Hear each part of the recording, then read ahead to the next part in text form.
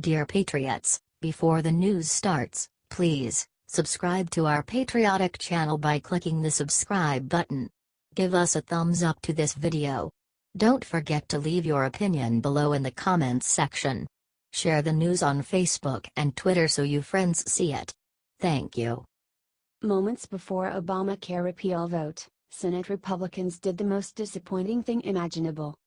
This was supposed to be a big week for the Republican Party. The Graham-Cassidy Obamacare repeal bill was shaping up to finally be the win that Republicans have needed since they took over Congress in January. Then it happened. As if the party was not already in enough deep doo-doo with its supporters, the party did the most pitiful thing possible. They decided not to even vote out of fear of losing. Oh, and this was a big one too. You see, the rule in the Senate that allows them to win with 51 votes instead of 60 is about to expire until next year. That means that after this week, they will need 8 Democrats and all Republicans just to repeal Obamacare. Of course, they try to all play coy and clever with their wording after the decision.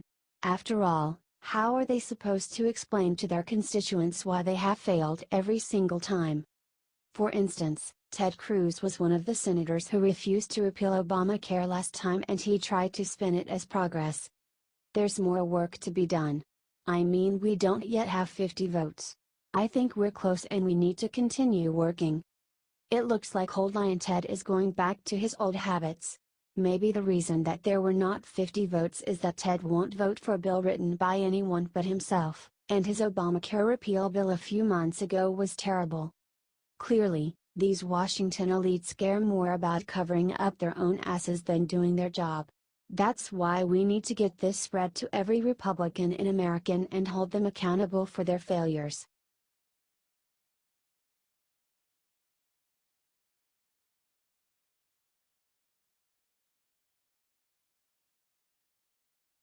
Trump just unleashed his best plan yet to pound North Korea where it really hurts. President Trump continues to go hard against North Korea. Past week, efforts by has-been presidents have failed to do anything to thwart Kim Jong-un, but Trump is not backing down. Tuesday, Trump announced new sanctions against the reckless regime that will hit them where it hurts. And that, of course, involves money. The newest sanctions target 8 North Korean banks, and 26 North Korean nationals operating out of China, Russia, Libya and the United Arab Emirates. Treasury Secretary Stephen Mnuchin said the sanctions are designed to fully isolate North Korea, in an effort to achieve our broader objectives of a peaceful and denuclearized Korean peninsula. This is further evidence that our president does not want a nuclear war, and that he continues his efforts to reach a diplomatic solution. The MSM wants to act like Trump is a madman, bent on nuclear war, but nothing could be further from the truth. At the same time, he is fully ready to take Kim Jong-un on, militarily, if he fails to heed Trump's warnings. If you are proud of how Trump is handling the North Korea situation, please share this everywhere and comment "I support our president." H.T. The Hill.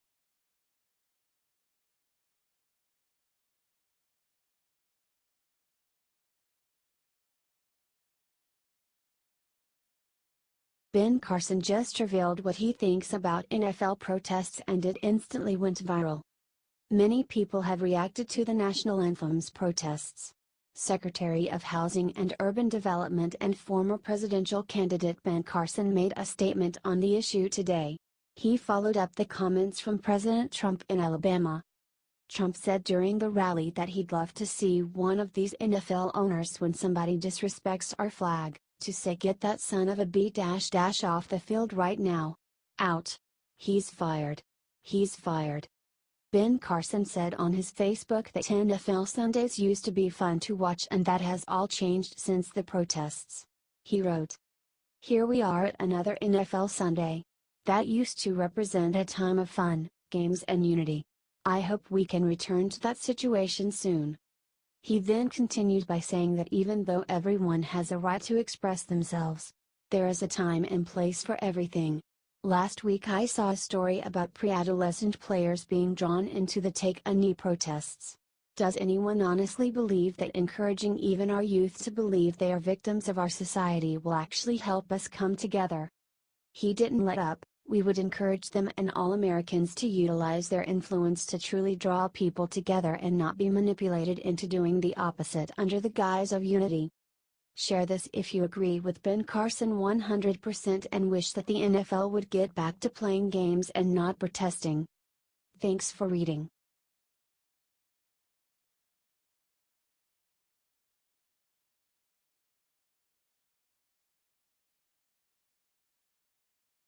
After Cowboys took a knee last night, Trump just came out and slaughtered them.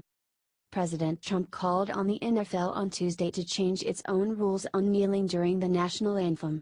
He then blasted the Dallas Cowboys during the protest during Monday Night Football. The NFL has all sorts of rules and regulations. The only way out for them is to set a rule that you can't kneel during our national anthem, Trump said. This is why you don't mess with Trump. He hits back hard. He then referred to the booing that the Cowboys got. The booing at the NFL football game last night, when the entire Dallas team dropped to its knees, was loudest I have ever heard. Great anger, the president tweeted.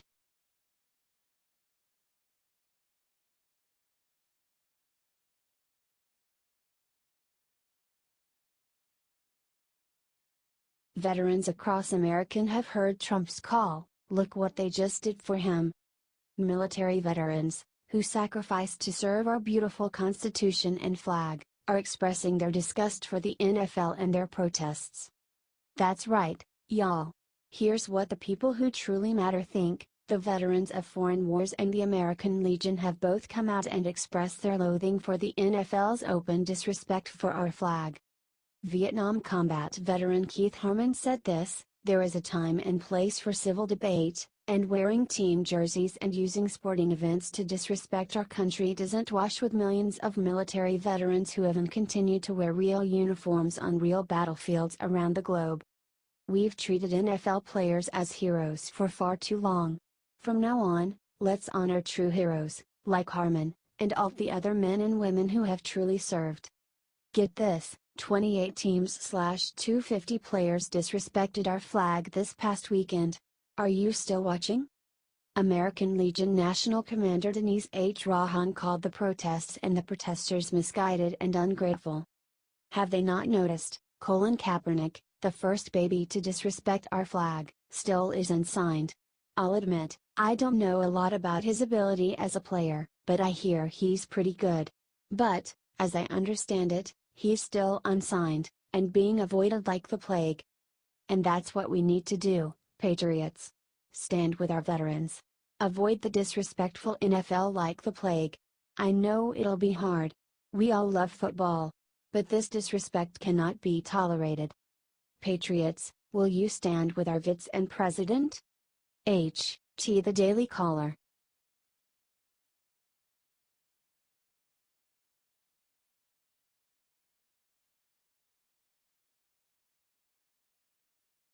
In the wee hours this morning, Trump announced one thing McCain didn't want him to. Trump is not taking it easy on John McCain. After the latest Republican health care bill slipped through the cracks, President Trump has dropped this bombshell on John McCain, who refused to vote on the bill.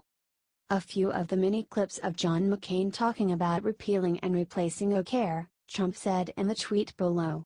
My oh my, has he changed complete turn from years of talk. McCain and 3 other senators opposed the bill this Monday night, and the bill is expecting to die quickly because of it. Republicans are messing up. They can't fix anything. They can only pass the bill with 2 GOP votes, without any Democrat support. Senator Susan Collins, Republican Maine, has also announced this morning that he will be voting against the bill. Trump is very upset that McCain is sinking everything he does in order to get back at him. It's a sad state of affairs. Share this if you think that McCain should retire and go recover with his family. We're sorry that he is sick, but he doesn't deserve to get to make the rest of the country sick because of it.